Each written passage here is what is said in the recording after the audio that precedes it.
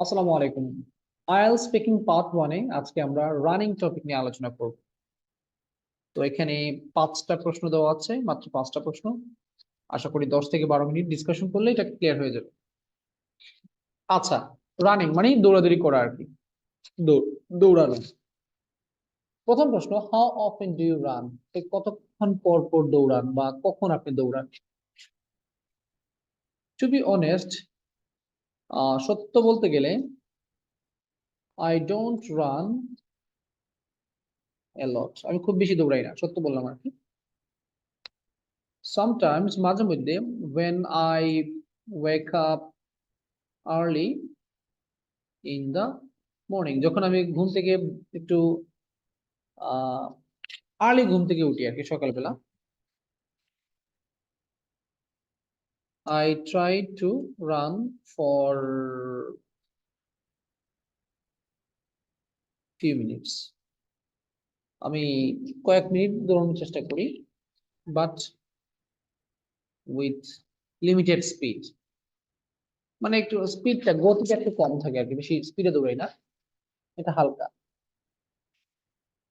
When I was a kid, আমি যখন ছোট ছিলাম, I used to run more. আমি বেশি দৌড়াইতাম যখন আমি ছোট ছিলাম, তখন আমি একটু বেশি দৌড়াইতাম। Where do you run? মানে আপনি কোথায় দৌড়ান? এটা খুব সিম্পল একটা প্রশ্ন। বাড়ির আশেপাশে বা ওয়াকওয়ে আছে সেগুলোতে। I basically run close to my home. আমি আমার বাড়ির আশেপাশে অন দা ওপেন ফিল্ড, খোলা মাঠে হাঁটার দৌড়াদৌড়ি করি। I basically run close to my home on the open field or on walkway. হাঁটার জন্য ওয়াকওয়ে আছে না, সেগুলোতে। আচ্ছা, ওয়াকওয়ে। এখন আমি আসলে মূলত আরেকটা জিনিস অ্যাড করতে চাই, সেটা হচ্ছে কি আমি যেখানে ন্যাচারাল বিউটি আছে সেখানে একটু দৌড়াতে পছন্দ করি। I love running close to the sorry I love running on those places full of natural beauty. I love running on those places, আমি ওই জায়গাগুলোতে হাঁটতে দৌড়াতে পছন্দ করি, ফুল অফ ন্যাচারাল বিউটি, যেখানে প্রাকৃতিক সৌন্দর্যটা একটু বেশি আর। Is running a good exercise?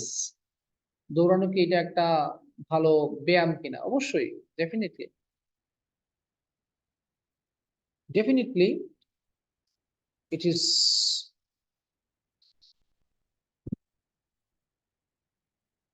It is কি বলবো, beneficial for people.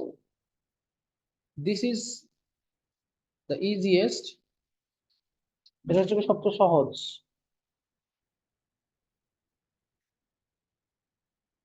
Physical exercise for all. এটা সকলের জন্য সবচেয়ে সহজ একটা ফিজিক্যাল এক্সারসাইজ, এটা শারীরিক ব্যায়াম। আচ্ছা, এখন রানিং এর সুবিধাগুলো একটু বলতে পারি। Running makes all the parts of the body active and more energetic. এগুলোকে অ্যাক্টিভ করে এবং একটু বেশি এনার্জেটিক করে। However, কিন্তু older people should not run, rather they can walk regularly. আচ্ছা, running makes all the parts of the body active. Running এর কারণে শরীরের সম্পূর্ণ অংশটা কি হয়, অ্যাক্টিভ হয় এবং একটু বেশি শক্তিশালী হয়, এনার্জেটিক। However, যাই হোক, older people shouldn't run. বয়স্ক যারা আছে তাদের দৌড়ানো উচিত হবে না। রেদার বরঞ্চ দেখেন ওয়াক রেগুলার, তারা রেগুলারলি হাঁটা চলা করতে পারে, এটা উচিত হবে তাদের। Do you run more now than you did in the past? জিজ্ঞেস করতেছে আপনি কি এখন বেশি দৌড়ান ছোটবেলা থেকে? Do you run more now than you did in the past? I used to run more at my childhood or teenager period. যখন আমি ছোট ছিলাম বা চাইল্ডহুড শৈশবে ছিলাম অথবা টিনেজিং এজে ছিলাম তখন আমি বেশি দৌড়াদৌড়ি করতাম। Nowadays I'm always busy with my works. এখন আমি বেশিরভাগ সময় আমার কাজ নিয়ে ব্যস্ত। For what, যার জন্য I rarely get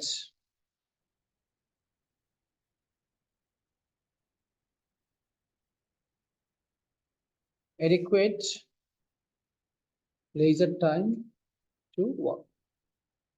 আচ্ছা, nowadays আজকাল I am always busy with my works. আজকাল আমি আমার কাজ নিয়ে একটু বেশি ব্যস্ত। For what, যার জন্য I rarely get adequate, rarely মানে খুব কম, get adequate leisure time to work, হাঁটার জন্য খুব কমই সময় পাই। Yet তারপরেও I try to work occasionally.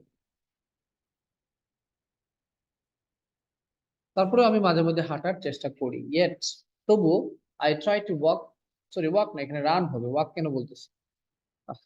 Run নিয়ে প্রশ্ন হচ্ছে, এখানেও রান হবে না, এখানেও সরি ওয়াক হবে না, রান হবে। Sorry for the mistake, correction করে নেবেন। আচ্ছা, which is better, running or walking? কোনটা শরীরের জন্য ভালো? হাঁটা নাকি দৌড়াদৌড়ি, দৌড়াদৌড়ি করা, কোনটা শরীরের জন্য ভালো? সো ফার আই নো, অথবা according to my opinion, to my opinion both are equally crucial for our health. আমাদের স্বাস্থ্যের জন্য দুইটাই সমানভাবে গুরুত্বপূর্ণ। ক্রুশাল মানে গুরুত্বপূর্ণ।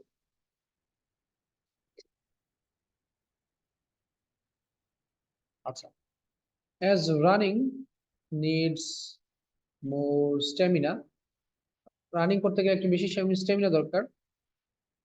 I think weaker people should only pay attention to walking.